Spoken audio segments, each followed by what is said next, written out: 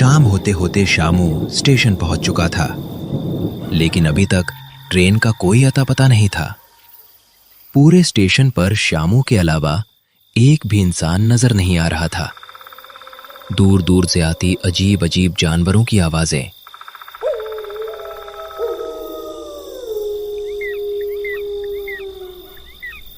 और ऊपर गरजते बादल उस सुनसान स्टेशन के माहौल को और भी डरावना बना रहे थे। शामू अपने कपड़ों और शरीर पर लगी मिट्टी को जितना हो सका साफ कर चुका था, लेकिन फिर भी उसके कपड़ों पर थोड़ी बहुत मिट्टी अब भी लगी हुई थी। शामू एक लकड़ी की बेंच पर बैठा ट्रेन का इंतजार कर रहा था। उसकी नजरें सामने पटरी पर टिकी हुई थी।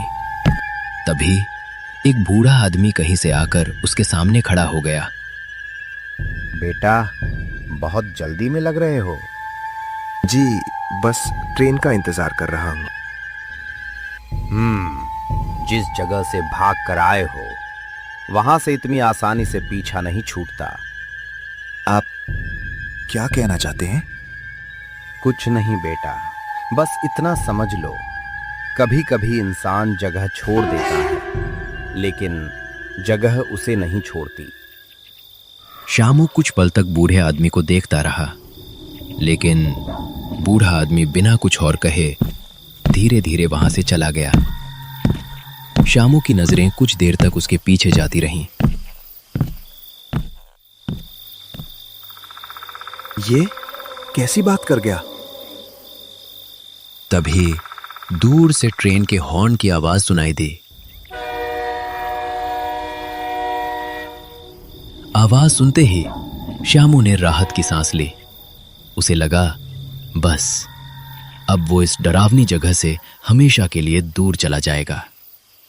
लेकिन उसे बिल्कुल अंदाजा नहीं था कि असली डर अभी ट्रेन के अंदर उसका इंतजार कर रहा था।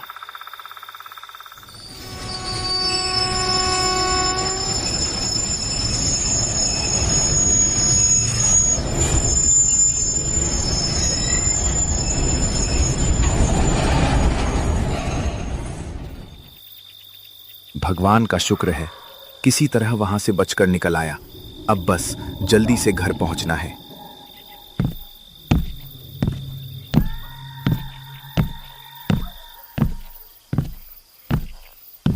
शामू ट्रेन के एक लगभग खाली डिब्बे में चढ़ गया। वो बाईं तरफ वाली सीट पर जाकर बैठ गया। उसके ठीक सामने करीब 65 से 70 साल का एक आदमी बैठा था। उसके लंबे घने सफेद बाल थे। उसने लाल रंग के कपड़े पहन रखे थे और आंखें बंद किए बिल्कुल शांत बैठा था। शामू की दूसरी तरफ खिड़की के पास एक आदमी बैठा था। उसने सिर से पैर तक पुराना कंबल ओढ़ रखा था, जिससे उसका चेहरा बिल्कुल दिखाई नहीं दे रहा था। शामू ने खिड़की वाली सीट पर बैठकर लंबी सांस ली। ट्रेन धीरे धीरे चलने लगी। स्टेशन पीछे छूटता गया।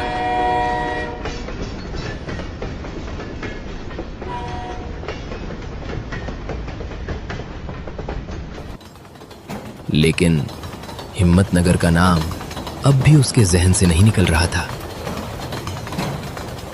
करीब 5 मिनट तक डिब्बे में बिल्कुल सन्नाटा रहा। सिर्फ पटरी पर दौड़ती ट्रेन की आवाज और खिड़की से आती हवा। उसी समय सामने बैठे साधु ने धीरे धीरे अपनी आंखें खोली। उन्होंने बिना शामू की तरफ देखे धीमी आवाज में कहा, बेटा, बचकर तो आ गया, लेकिन वो चीज अभी भी तेरे पीछे है। शामू चौंक गया। उसने तुरंत साधु की तरफ देखा। बाबा, आपने मुझसे कुछ कहा? तुम्हारे पीछे अब भी 3 परछाइयां चल रही है। साधु की बात सुनकर शामू का चेहरा सफेद पड़ गया। उसकी धड़कनें बेकाबू हो उठी। आप ये क्या कह रहे हैं? जिस गांव से तुम लौटे हो, वो किसी को इतनी आसानी से जाने नहीं देता। शामू की धड़कनें तेज हो गईं। उसने घबराकर अपनी जेब में हाथ डाला और चाय वाले का दिया हुआ ताबीज निकालकर उसे अपनी मुट्ठी में कसकर पकड़ लिया।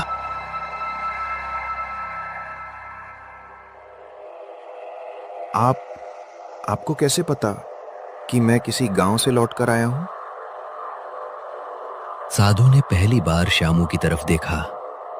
उनकी नजरें सीधे शामू की आंखों में ठहर गईं।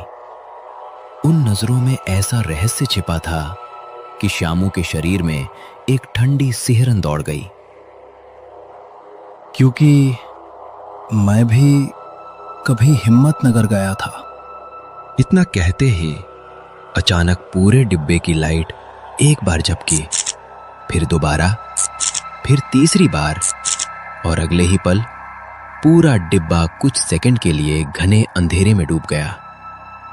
जैसे ही लाइट वापस आई, शामू ने घबराकर सामने देखा, लेकिन साधु अपनी जगह पर नहीं थे। बाबा, बाबा!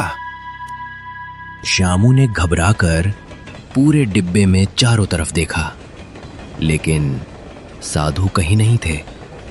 मानो वो कभी वहां बैठे ही नहीं थे।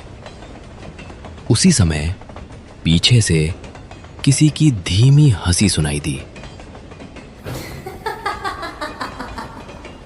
शामू का पूरा शरीर कांप उठा। उसने धीरे धीरे पीछे देखा। बगल वाली सीट, जहां अभी कुछ देर पहले कंबल ओढ़े एक आदमी बैठा था, अब वहां करीब 20-22 साल की एक लड़की चुपचाप बैठी थी। उसके बाल हल्के हल्के चेहरे पर बिखरे हुए थे। शामू ने खुद को समझाया, शायद वो आदमी अपनी सीट से उठकर चला गया होगा और उसकी जगह ये लड़की आकर बैठ गई होगी। शामू ने ज्यादा नहीं सोचा और वापस अपनी सीट पर जाकर बैठ गया। तभी बगल में बैठी उस लड़की ने धीरे धीरे अपना सिर उठाया। उसके होठों पर हल्की मुस्कान थी, लेकिन उसकी आंखों से धीरे धीरे आंसू बहने लगे। और फिर बिना होठ हिलाए उसने सिर्फ एक शब्द कहा, भैया। शामू अपनी सीट से अचानक खड़ा हो गया। उसकी सांसें तेज हो चुकी थीं। उसकी नजरें लगातार उस लड़की पर टिकी थीं। उसे समझ नहीं आ रहा था कि वो सच देख रहा है या एक और डरावना सपना शुरू हो चुका है। डिब्बे के अंदर अचानक ऐसा सन्नाटा छा गया। शामू कुछ पल तक उस लड़की की तरफ देखता रहा। वो समझ नहीं पा रहा था कि आखिर वो लड़की उसे इतनी जानी पहचानी क्यों लग रही थी। तभी शामू ने धीरे से पूछा, कोमल? भैया, तुम बहुत देर से आए। शामू का गला सूख गया। वो धीरे धीरे एक कदम आगे बढ़ा। कोमल, सच में तुम हो? लड़की ने इस बार उसकी तरफ देखा, लेकिन अगले ही पल उसके चेहरे की मासूमियत अचानक गायब हो गई। उसकी मुस्कान धीरे धीरे एक डरावनी हंसी में बदलने लगी और उसकी आंखों में ऐसी खामोशी थी जिसे देखकर शामू के कदम वहीं रुक गए। तुमने मुझे क्यों नहीं बचाया? नहीं, नहीं कोमल, मैं तब बच्चा था, मुझे कुछ नहीं पता था। इतना कहते ही पूरे डिब्बे की लाइट फिर से बुझ गई। चारों तरफ घना अंधेरा छा गया, सिर्फ ट्रेन के पहियों की आवाज। और तभी वही धीमी सी हंसी फिर से अंधेरे में गूंज उठी। कुछ सेकंड बाद लाइट वापस आई। वो लड़की वहां से गायब थी। शामू ने घबराकर चारों तरफ देखा, मगर वो लड़की कहीं नहीं थी। दूसरी तरफ बैठे यात्री बिल्कुल सामान्य बैठे थे। उनके चेहरों पर जरा भी डर नहीं था, मानो उन्होंने कुछ देखा ही ना हो। क्या ये सब सिर्फ मुझे दिखाई दे रहा है? तभी ट्रेन अचानक जोर से झटका खाकर रुक गई। शामू ने खिड़की से बाहर देखा। बाहर घना जंगल था, न कोई स्टेशन, न कोई गांव, सिर्फ चारों तरफ ऊंचे ऊंचे पेड़ और घनी धुंध छाई हुई थी।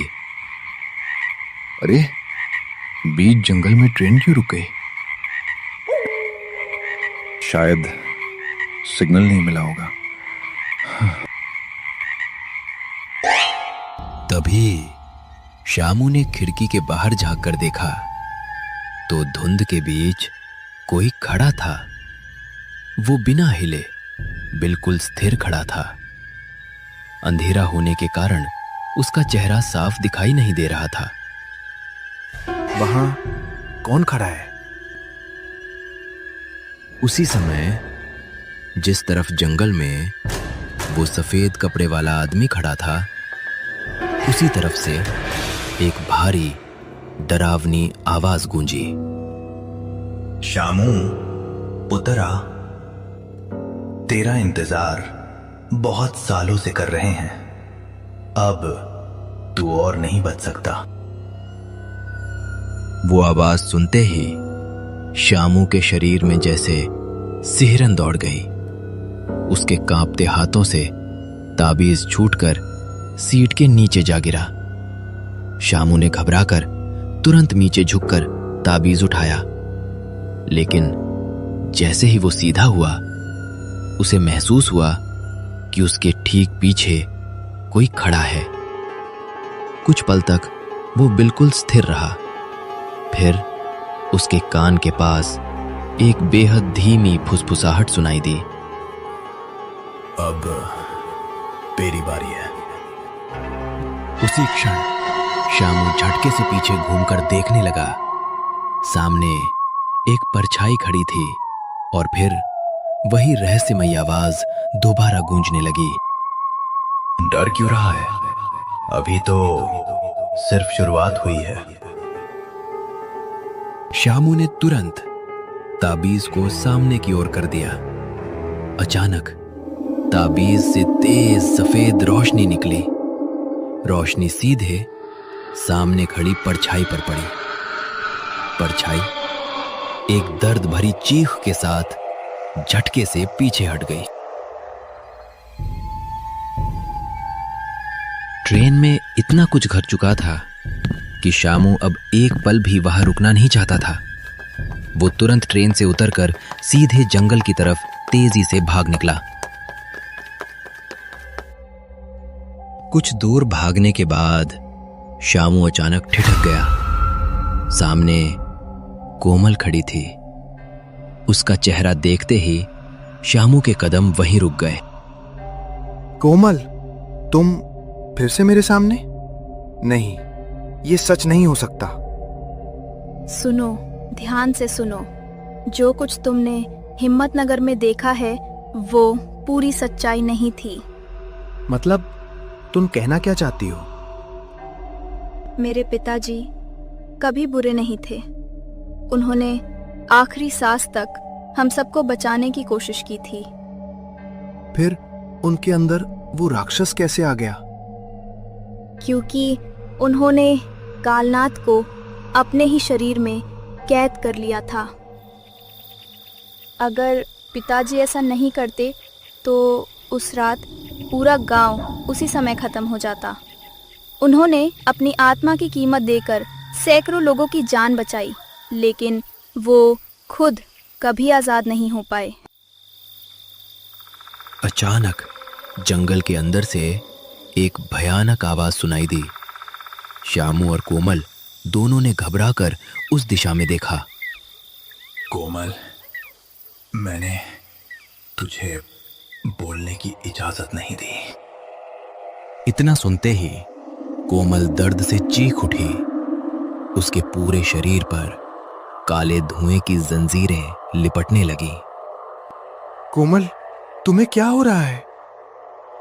कालनाथ हर अमावस्या एक नई आत्मा अपने साथ बांधता है। अगर उसे तेरी आत्मा मिल गई तो उसकी ताकत इस गांव की सीमा में बंधी नहीं रहेगी। वो इस गांव से बाहर निकलकर दूसरे लोगों को भी अपना शिकार बना सकेगा। नहीं, मैं ऐसा कभी नहीं होने दूंगा। तुम्हें हिम्मतनगर वापस आना होगा, लेकिन इस बार अकेले नहीं। किसके साथ? तुम किसकी बात कर रही हो? जिसने तुम्हें ताबीज दिया था उसे ढूंढो। वो सिर्फ चाय वाला नहीं है। तो वो कौन है? भैया, वो ताकत मुझे खींच रही है।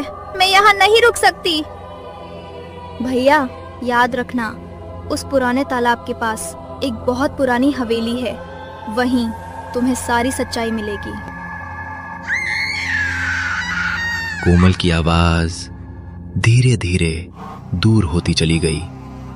श्यामू कुछ पल तक उसी दिशा में देखता रहा। उसके सामने अब सिर्फ सुनसान इलाका था। कोमल, तुमने जो कहा है मैं उसे पूरा करूंगा। मुझे उस हवेली तक पहुंचना ही होगा। श्यामू ने एक आखिरी बार उस दिशा में देखा जहां से कोमल की आवाज आई थी। फिर वो पुराने तालाब की तरफ तेजी से बढ़ने लगा। कुछ दूर चलने के बाद उसे तालाब दिखाई दिया। तालाब के पास वही बहुत पुरानी हवेली खड़ी थी।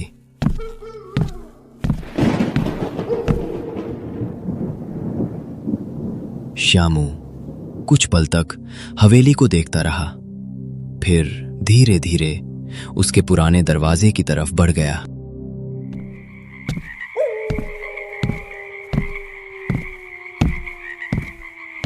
श्यामू धीरे धीरे हवेली के पुराने दरवाजे के सामने पहुंचा।